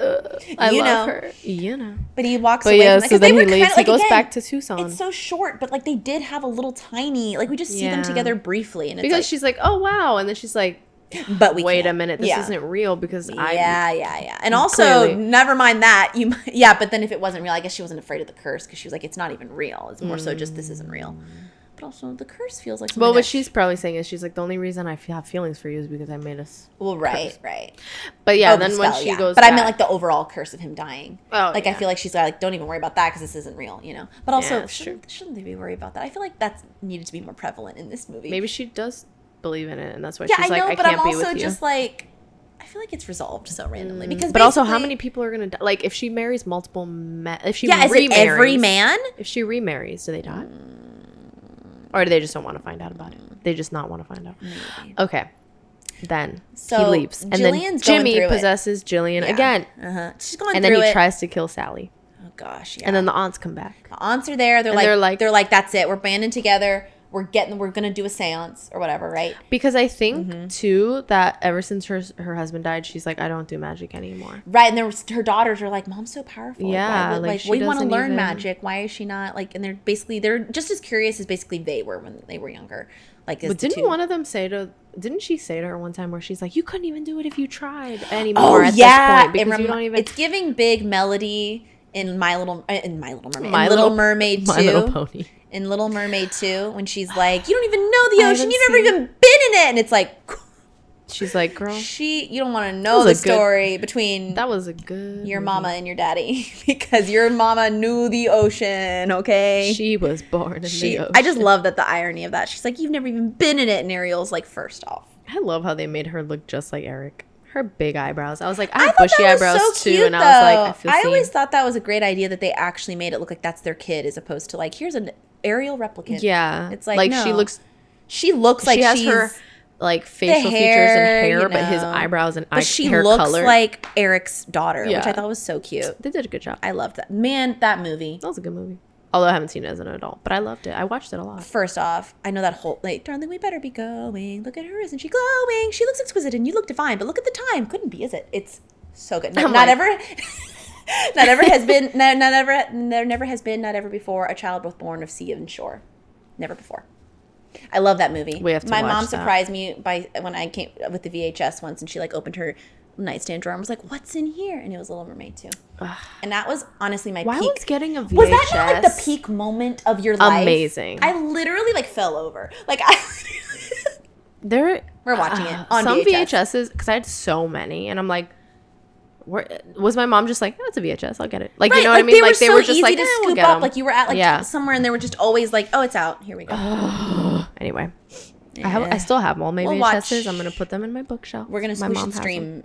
Yes, I know. My mom was cleaning out the house, and she's like, "So do I?" I'm like, "You're keeping." I'm like, do not I don't care if they erode or whatever they do. You know how they go But bad that after smell years. that they have, that's like there's like a plasticky smell that's specific to VHSs. Feed it to me slowly, like. And then when they were like orange or green, it's like some of the Goosebumps ones were green, and some of the like Nickelodeon ones were orange. I'm getting heated. Like the Wild Thornberrys movies and stuff. Rugrats, green. Rugrats. Probably green. I don't know. Listen, right? Orange. The Rugrats one. Because it was Nickelodeon. Yeah. But I was thinking like Reptar. I was like, why wouldn't it be green? Reptar. Why wouldn't you do this? Yeah, that makes sense. That Right. makes sense. But slime. Yeah, Nickelodeon's then- like also oh, wait. slime. Yeah. That's true.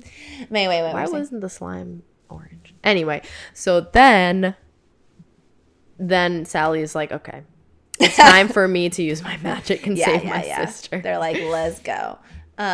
This is when they own an apothecary, which we didn't even mention. That's right. I forgot. Which is so cute. That Reminds always me was of, so funny to me. And then there's women that are a part. Like there's a whole thing. they where don't people, know yeah. that she's never like formally come out as a witch, even though she is. And also, it reminds me of Schitt's Creek, the apothecary. That's all I want to say. It's cute. But then when apothecary. Don't get me started on that show. I love it so much. Anyway, but also when Jillian comes and she's like working in the shop. Earlier she was working in the shop and she's like putting on lotion, and she's like, Sally's like, if you're gonna work here, you have to work. And she's like, I'm testing the inventory. Oh my gosh, literally would be me. I'm like, listen, so I'm just cute. here testing. I know. And it's cute. Like anytime she comes to her sister's aid too, with like at the school when she's trying to be like a good like PTA Oh yeah, mom. because everybody's cute. so mean to They're them. so mean. They're like, and they she's won't like, let her be. Wow, look who won. Yeah. It's Sally? ? Yeah, 'cause it's like something about like the mom that gets called, or the parent that gets called first or something, and she always wanted to, but she never will be. And then so like I just love it because that is a good sister moment where she's like, I'm here to basically pick on your bully or defend you from the bullies in this room. Because I'm gonna use magic. I like you. So funny. But okay, so that all the people, anyway, they bring all their brooms, which is really funny. What I was gonna say was that they cute. call the lady who works with them at the apothecary. Yes, They're like, yes. Ooh, sorry. hey, I'm a witch, and she's like, Sally's come out, like she, which I thought was so cute. They were like, Sally came out, and I was like, oh my god, I can't. So She's like, anyway, get here though, because they need yeah. So they all the coven comes. They form a circle. They do their moment. They do their moment. They have to do an exorcism basically to essentially, exorcise and it's this like man. kind of brutal, but also I'm kind of like, yo, what's going on? And I don't remember what they say, but I'm thinking of the hocus pocus. Oh like, my mystica, gosh. mythica. I don't know what they say, but yeah. But she's like basically at one point though, Jillian, yeah. I know. I'm always like, am I saying Jillian's like, he just wants me. Let me, and it's funny though because at that point I was kind of like, wait, is it going to come into play here where she's like, you said, I mean, she does bring up how we have to die on the same day, so you can't die. But I'm kind of like, that's dark though. If she really, she's like, you said we were gonna die on the same day, which is dark because if she dies, then what happens is it's a blood pact. What would happen? Would Sandra Bullock just be like, anyway, Fate? Like, I'm like, girl, hang on. That's why she's like, you're not dying. You're not dying today. After all we've been through, we are not dying today. And she basically because how do they? So basically, they I keep trying to say exercise and I'm saying exile. They exorcise him. Lion King it's a whole thing. And Lion King too. Disney sequels. And when they do that, when they exorcise him from her body, whole thing, the curse is broken. How? We don't know, but we see a shot of her ancestor kind of being like, I feel like they needed to have a bit more of an elaboration on that, but you know what? But the Owens curse is broken. And I'm literally reading right now about the thing where she's like, because I was trying to find the quote for the very end where she's like, always do this and always fall. But I found the quote of the one where she's fall like, in love as often as you can. And I'm like, no, I'm laughing at the thing. I know I want to find the official one, but I was finding the part where she's just like, I'm activating the phone tree. Look, and then I'm a witch. Like basically that part. I'm just reading Which part? The quote you just talked about. The I'm a witch. Oh, when she calls. But it's just funny how she's stuttering about it, where she's just like, you know the spells, you know that like, I'm a witch. Like, and they're like, oh, Sally. But it's so sad because, which is funny. Sad. What's sad? Uh-huh. What's sad? The way that, I was leading into how Jillian's like, oh, you know, like he wants me, take me, whatever. But then like when it leads into them breaking it, it feels like they're getting him out of her and banishing him. You know, they take the brooms and they're like, time to and I'm like, that's such a cute way because of how like, you know, that's why witches also have their brooms to be like, get it out, his energy out of here. But like, I feel like that like it's like they're trying to make two different plot points tied up in one and be like, and now the curse is broken. And I'm like, there's no correlation to me for why that would break the curse as well. Is it because you got rid of some bad man?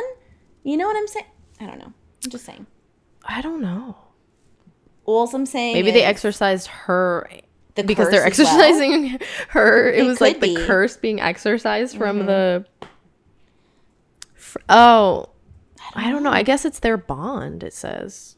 Apparently their bond is what breaks the curse. Maybe. But they have always had a bond. Right. But you know what? It's fine. But I forgot what I was going to say. Yeah. The Owens curse is broken. Gary tells Sally that the case is like it's confirmed as an accidental death. And then he comes back so they can be together. And they're together, and then they basically are like coming out to the town. They do the thing where they're on this, because at one point she tells him too, she's like, yeah, we jump off the roof and blah blah blah, like she was jokingly telling him at one point. And so at the end, the music that they play, I love the music from the specific song from Practical Magic. That's just like very mystical, but it's and happy, so cute how it's like a dark background and they're wearing their long black dresses and they have like stockings like the witches in the Wizard of Oz, but then the shoes like specifically like the stripy socks, genuinely, and their hats like they're black hats. And when they jump down with the umbrellas, it reminds me of that. Did you watch all the Gilmore Girls?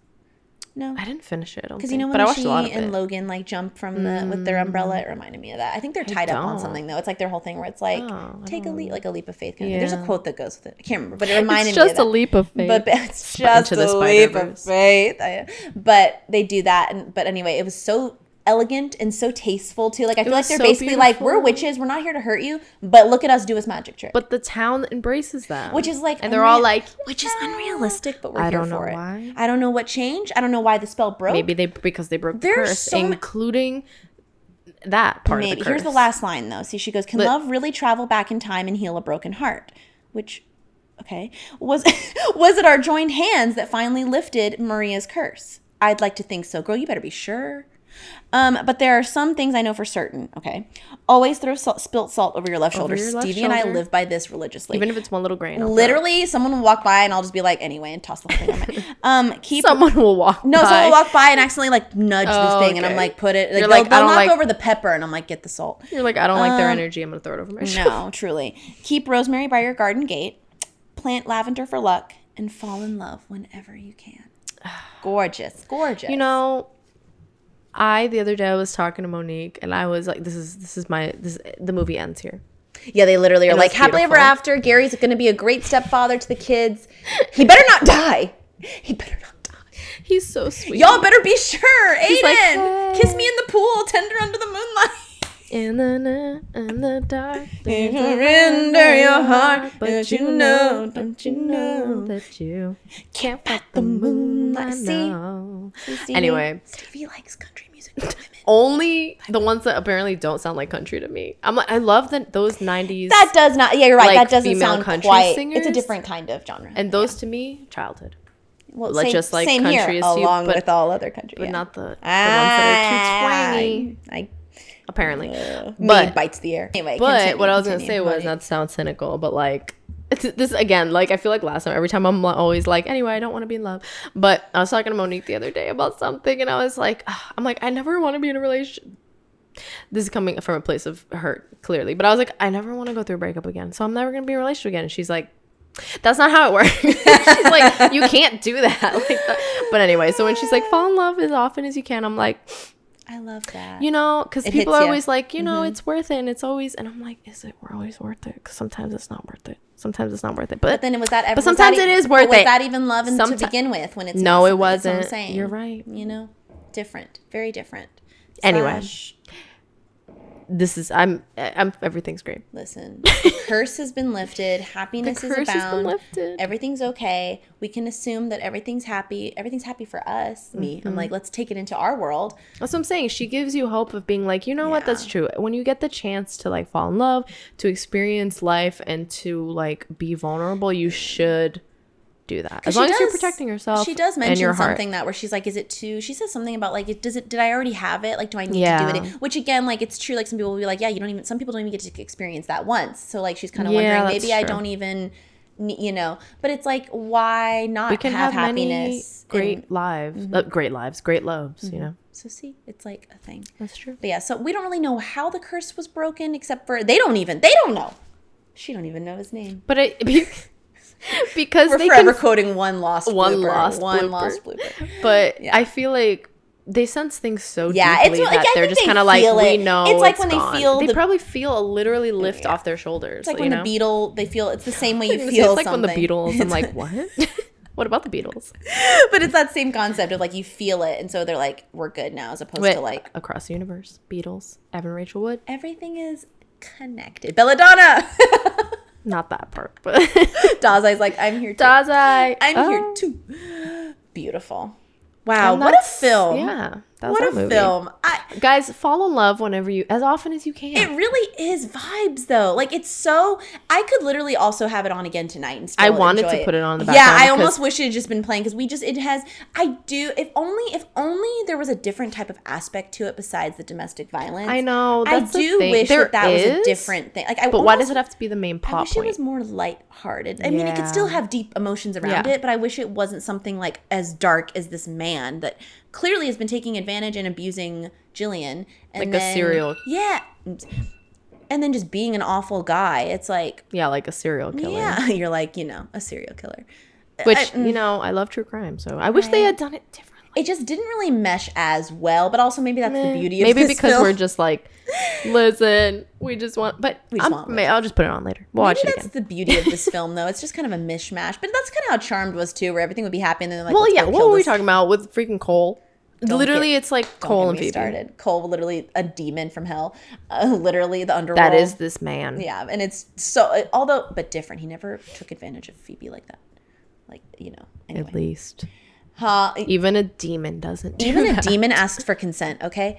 But again, yeah, it's that thing where on Charmed they'd be like, everything, slice of life. Anyway, let's go kill And Cole's like, remember Cole, me. First off, I loved. Remember another time, me. another podcast. Listen. Remember the name? Bro, Leo Piper Sarah, forever. We're going to quickly play Guess the Ratings. Okay. All right. Ladies and gentlemen, welcome to Sarah Guess the Ratings. Hold the applause. Title pending.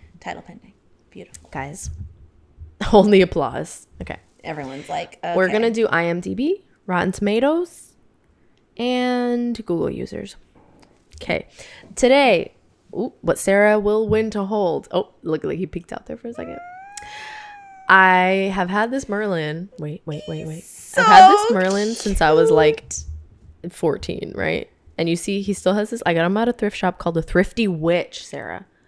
It was my favorite thrift shop. You see. And I hope it's still in business in Massachusetts. It better be. If you live in Massachusetts and you've been there. The back of his head is killing me. There's like just skin. It's just. So he still has his. You can't see. Focus. He still has his little tag that says that he was $3.25, and on the back of it, I feel like I'm on QVC.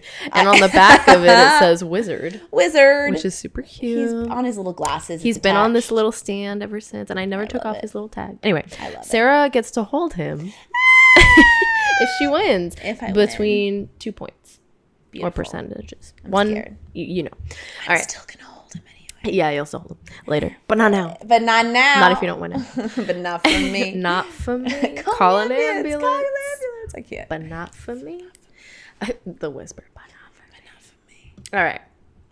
Do you want to do IMDb, Google, or Rotten Tomatoes first? Dealer's choice. All right. I'm gonna do Google users first. Okay. Out of 100. Okay. I'm going to say 78. 81. 84%. So I was closer though than I was. I don't know. I didn't know what to expect. All right. We'll do IMDb next. Out of 10. Out of 10. I almost did the drum roll. But that's what I'm saying. It's funny because like when you say out of 10, it's almost like I'm waiting for you to say something. I'm like, wait, it's me. I'm guessing. It's me. I win. You lose. Okay, out of IMDb, I'm gonna say I'm also gonna do a 7.4. Did you do 74 for the last? No, I did 78, and then it was an 80. Don't listen to me. 6.2 out of 10. They're brutal. All right. Now, for all the wizards, just one wizard. Oh wait, is this the last one? This is Rotten Tomatoes. Oh gosh, Rotten Tomatoes is at 100, right? 100. I can't know I was going to do the drum roll. Every time I'm like... And I need to do like the Jeopardy noise. Also, do you see Javier in the background? My Uncle Javier. Except that sounds morbid. Background. I'm like, no, he's not my uncle. I know. That sounds like her uncle's name is Javier. Named after my Uncle Javier. Her. She's like, but that's my uncle's name. And I'm like, well, I named my skull Javier. I know, you literally are like, well, then I've named him after your uncle. I don't know why. Okay. You know when you look at something, you're like, this is your name. It's so funny. He told me his name. I just love how I was like, thank you. It's a great name. It's a great name. Javi? Xavier, but in Spanish. I know. I always forget about that. Believe me, every time I tell my mom that, I'm like, that's amazing. If she tells me that, and I'm like, that's incredible. It's like Guillermo and like William. What? I can't. What? I am Liam. Because there's Liam. 2 L's? That doesn't make sense. Guillermo. Ella. I'm gonna say I'm gonna stay in my 70s. I'm gonna say a 71%. Prepare to be wowed. 23%. And I purposefully put that one last. Unless you had said first. Either way, you weren't going to get, because they were all over the map. 23? I thought this movie was beloved by so many by people. Us. By the 2 people in this room. Well, you want to get the audience score? Is the audience like what, an 82? 73. Should have gone back to my 70. I should have stayed there. See, in your heart? In my heart, Merlin is mine to hold. These tomato people. To have and to hold. These tomato We're very people. skeptical about tomatoes every time. We're like, first tomatoes, off, the tomatoes, the tomatoes. But I did want to say that the budget for this movie is $75 million, and it made $60 million back. So. You see, okay, somebody's not right. Somebody is wrong, and it's good. Or it made $68.3 million, but... Shall we do... Listen, we're going to go over our ratings now. I know. Guys. Sarah, we're going to rate them. Let's rate it. Okay. First we'll do... I don't know if we should even do Scary Scale, because this is the Halloween season, so we're not... It's kind of like with Halloween Town. It's going to be something that, for the most part, you can have. Right now we're doing heartfelt, spooky, we already know that we could watch this in the dark completely. We already know. Like you said. Yeah. Cozy spooky vibes in the Halloween spirit, which is kind of like the tagline also of our podcast. Cozy spooky. That's so spooky, true. Cozy, and then sometimes it gets a real scary on here. And sometimes we're like, but we'll hold your hand. Yes. Okay. We might. Yeah. For our overall ratings from lowest to highest: Dusty, straight to DVD, airplane movie, stream it, plan your night around it, life changing. And then if we think it's great, we give it an award that we called putting it in our Hall of Fame, which is a separate thing. Which is where Halloween Town lives. Which is where Halloween. I was when I was editing it, I was cracking up. You're like, why do I want to? Oh, I'm like, listen, why? And you're like, me too. Because it belongs there. Spoiler alert. That's where I'm gonna say plan your night around it. Because I really do think the vibes are so powerful in this movie that I could genuinely, like, we practically are having a part, like, we could literally host a night of just being like, let's have a practical magic, like, isn't there? That's what I did when we painted pumpkins last year. That's what I'm saying, you did that thing, so I'm like, here's the thing. I want to say that as well, plan your night around it, because, like, it's so thematic, and also, it's not that my life wasn't changed, because it's almost like I want to say life-changing, but I think plan your night around it, to me, when I think about this movie, I think I want to plan a night around it. Like, if I'm gonna watch Practical Magic, I'm like, I'm watching Practical Magic. We gotta go. Like, we should. Like, we it's need a whole to thing. Make our cake. I want to have chocolate cake. Yeah, we need to have our midnight. We're gonna next week. Let's do another part when I'm back from being out of town. Let's go. Yeah, we're gonna have a game night. It's gonna be a Halloween party, but like not not one of those Halloween parties that's like on Halloween because everyone have it. Yeah. Anyway, we'll have margaritas and we'll play games and we'll have chocolate cake and we'll watch Practical You see what I mean? Already? Night and you planned. can just also, we just planned our night around it. Because it happened right here, and because organically. the vibes are strong, you just have it on. You can watch it one way through, and then but also you can just have it on. I could have it on a loop in the background. Thrive. See, like I told you, this is how I feel about Avatar sometimes. With comfort not film. Not comfort Avatar: The film. Last Airbender, because that is a comfort all the way around. But Avatar, the movie, I do find it just put on a loop. Comfort. But then comfort again, film. that's also me with James Cameron on my throat because on my throat. Titanic, my ultimate. Put it on 12 hours.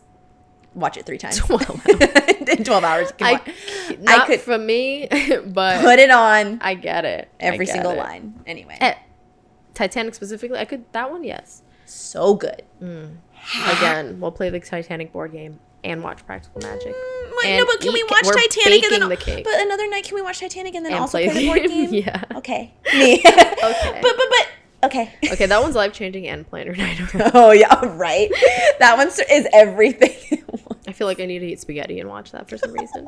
Even though that's more like probably because we watched Goodfellas that around the same time when we watched Titanic and Goodfellas. I feel like that reminds me of spaghetti. Something Italian. Something Italian. Something Italian. Guys, it's the witchy season. I mean, it's always the witchy season, but today I know. Now I just want to wear this every episode. Listen, tomorrow. Give me Merlin. Let me touch him. Let me touch him. Yeah, you can hold him for comfort. Okay, it's the 21st of September when we're recording this, so I hope you listen to your Earth, Wind, and Fire. And also, it's the fall solstice tomorrow. Oh, yeah. We're going to get taken down from YouTube. I'm just kidding. Sorry. Okay, guys, please support well, I guess that's true. Guys, please, it would mean the world if you could support us. Give us a thumbs up. Give us a 5-star review. Share with your friends. Contact us if you want to give us a suggestion on what we should cover. Right now, we're open to mystical, vibes. Obviously, we're a spooky podcast. But we, you can email it. I swear to God, I'm never not going to say that.